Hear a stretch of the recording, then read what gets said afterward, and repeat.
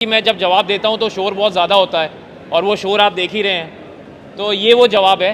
मैं अगेन उनको बोलूँगा कि आगे बढ़ो।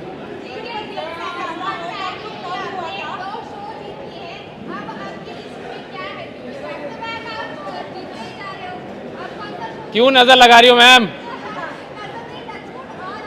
Thank you, touch wood. मैंने सोचा नहीं था कि मैं बिग बॉस करूँगा।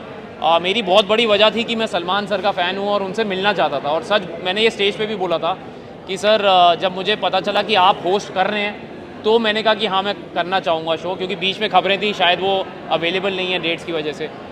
तो मैं कानपुर से हूँ और मैं 20 साल से उनसे मिलने की कोशिश, एज अ फ़ैन मैं उनको मिलना चाहता था पर नहीं मिल पाता था।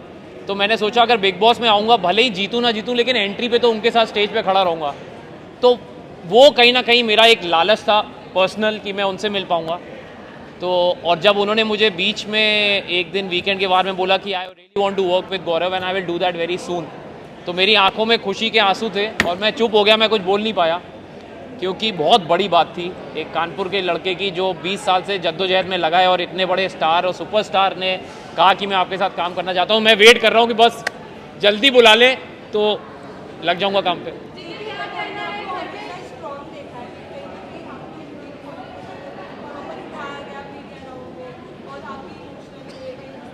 जी जी जी।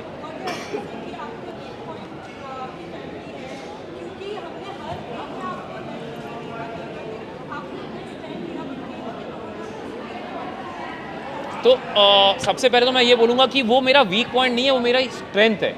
और स्ट्रेंथ में मैं इसलिए इमोशनल हुआ क्योंकि वो ऐसा सवाल था जो उन्होंने अननोइंगली किया, उनके अगेंस्ट कुछ नहीं, मैंने उनको भी बोला बड़ा मासूम सा सवाल था। लेकिन मुझे कहीं ना कहीं ऐसा लगा कि उस सवाल का मैं चाहता तो मुझे बाकी मीडिया वालों ने बोला भी कि सर आप जवाब ना दें क्योंकि अगर आपको नहीं देना पर्सनल है, लेकिन मैंने कहा मैं देना चाहूँगा। उसकी वजह ये थी कि मुझे लगता है अगर मेरी बात सुन के, क्योंकि मैं अपनी पत्नी से बहुत प्यार करता हूँ और मैंने बोला भी कि जो वो बोलेगी मैं करूँगा, क्योंकि ये मेरा फ़र्ज़ है एज अ हस्बैंड। और बड़े कम ऐसे मर्द हैं आजकल जो अपनी पत्नी की बात को अपनी चॉइसेस के आगे रखते हैं, और अगर मुझे सुन के अगर 10 लोग भी ऐसे हो जाएं तो मुझे लगता है बहुत बड़ा अचीवमेंट है मेरे लिए, और ये मेरे लिए फ़ख्र की बात है। मुझे कईयों ने पूछा कि आप ऐसी बात क्यों बोल रहे हैं, तो मैंने कहा मैं प्राउड हूँ ये बोलने में कि जब तक वो नहीं कहेगी I really don't want to create a family, क्योंकि माँ से बड़ा दर्जा कोई नहीं होता। और मैं तो बनूंगा तो बाप ही बनूंगा ना, लेकिन जब तक माँ नहीं तैयार तो मैं, जब तक वो बोलेगी I will wait, not a problem. इस साइड से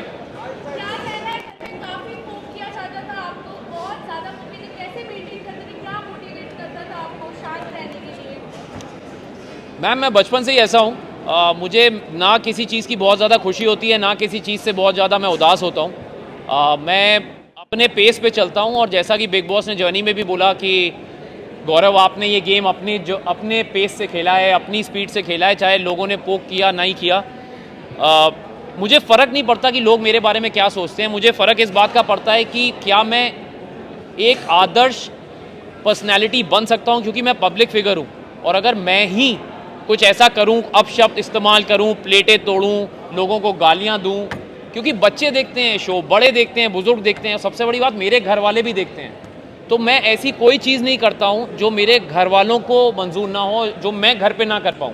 इस शो में मैंने कपड़े रिपीट किए, चप्पल में घूमा, बनियान में एक्सरसाइज की, हाथ से चावल खाए, तो कहीं ना कहीं मैं काम के ज़रिए सुपरस्टार था टीवी का, पर मैं हूँ बड़ा आम आदमी अंदर से। और मुझे लगता है इसीलिए मैं एक आम आदमी से कनेक्ट कर पाया, क्योंकि जैसे अंदर लोग रोज़ नए कपड़े पहनते थे, मैंने कभी वो सब किया नहीं। रोज़ मेकअप हेयर करते थे, मैंने किया नहीं। मैंने फालतू के मुद्दे उठाए नहीं। जो सही बात सही वक्त पे सही तरीके से रखना, ये मेरा गेम था। और इसमें मैं जीतता हारता मुझे फ़र्क नहीं पड़ता, क्योंकि 4 महीने के लिए मैं अपने 40 साल का एक्सपीरियंस तो नहीं बदल सकता। So this is who I am. And मुझे बड़ा अच्छा लगा कि आप लोगों ने सवाल किए, क्योंकि बहुत ज़रूरी है बताना कि बिग बॉस जैसे शो में सिर्फ दिखना ज़रूरी नहीं, सही दिखना ज़रूरी होता है।